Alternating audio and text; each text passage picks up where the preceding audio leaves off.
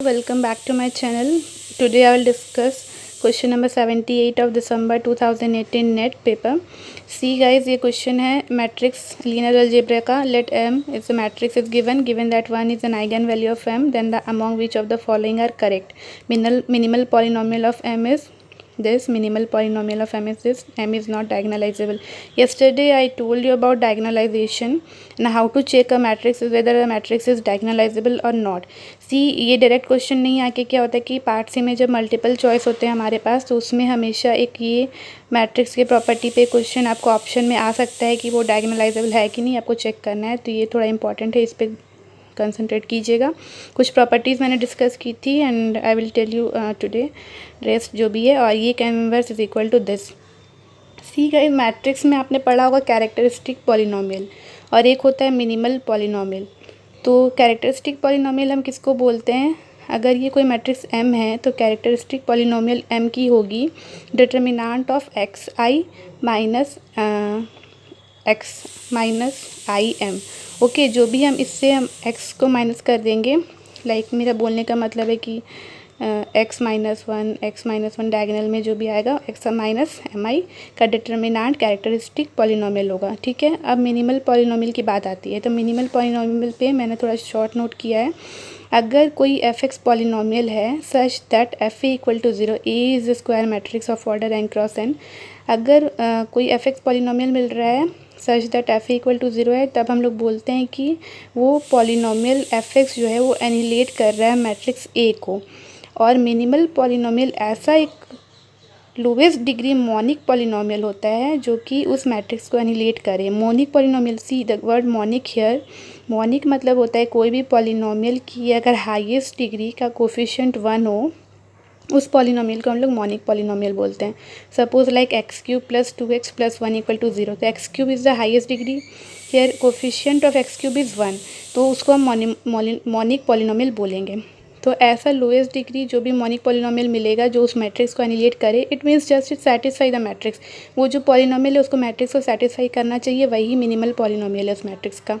इसकी भी प्रॉपर्टीज़ होती है. प्रॉपर्टीज़ देखिए, मिनिमल पॉलिनोमियल कोई भी मैट्रिक्स का अगर होगा तो वो हर एक पॉलिनोमियल जो भी इस मैट्रिक्स को एनिलेट कर रहा है उस पॉलिनोमियल को वो मिनिमल पॉलिनोमियल डिवाइड करेगा ऑलवेज. क्यों ऐसा हो रहा है? क्योंकि जो लोवेस्ट डिग्री मोनिक पॉलिनोमियल उसी ही हम मिनिमल पॉलिनोमियल बोल रहे हैं. तो जो भी मैट्रिक्स को एनिलेट करता है उस मैट्रिक्स को वो उस पॉलिनोमियल को वो डेफिनेटली डिवाइड करेगा.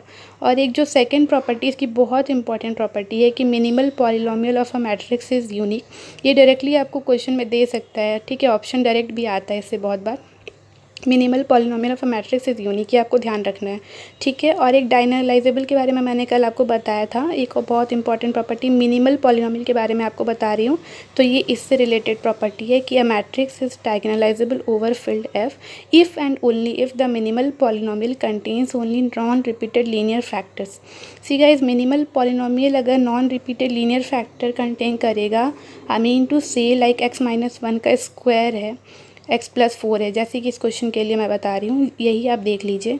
इसमें क्या है कि ये फैक्टर रिपीट हो रहा है. ठीक है, तो ये अगर मिनिमल पॉलिनोमियल है इस मैट्रिक्स के लिए तो ये कभी भी डायगोनलाइजेबल नहीं होगा.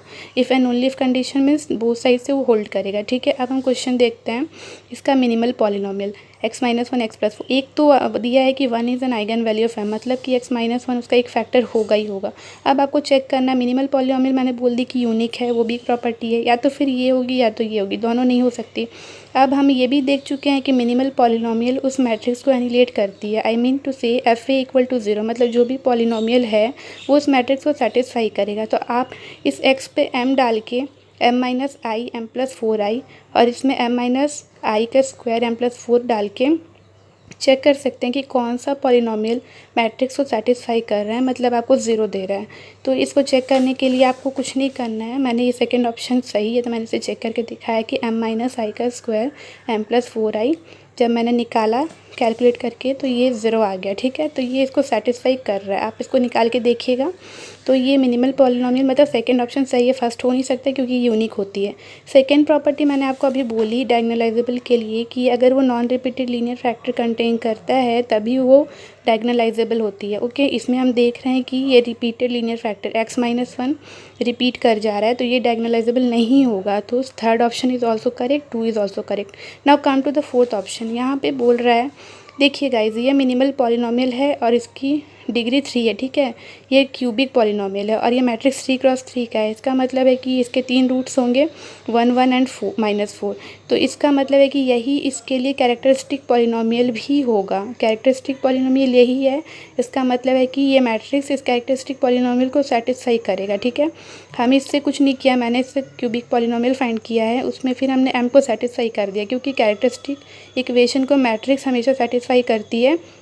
और ये आपका कैली हैमिल्टन थ्योरम है, इसे आप पढ़िएगा, कैली हैमिल्टन थ्योरम। ये थ्योरम यही बोलता है कि every square matrix satisfies is characteristic equation. तो इस थ्योरम के अकॉर्डिंग मैंने ये सेटिस्फाई कराया है। उसके बाद ये इन्वर्टिबल है क्योंकि इसकी कोई भी आइगन वैल्यू 0 नहीं है। Invertible matrix means determinant is not equal to 0। तो हम इसके m इनवर्स से इसको मल्टीप्लाई कर सकते हैं।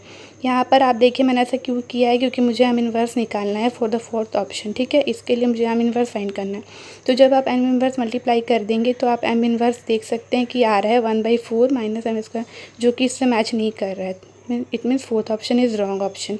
ये मल्टीपल चॉइस का क्वेश्चन है, थोड़ा लेंदी है, लेकिन अगर आप कंसेप्ट जानते हो तो आप इसे जल्दी सॉल्व कर सकते हैं, ठीक है guys. I hope you understood my concept and इसको आप बुक से पढ़िएगा। कुछ प्रॉपर्टीज़ मैं नेक्स्ट वीडियो में डिस्कस करूँगी। आज के लिए इतना ही। Okay, thank you guys and please do subscribe to my channel if you really like my concepts and we'll meet you in the next video. Okay, thank you.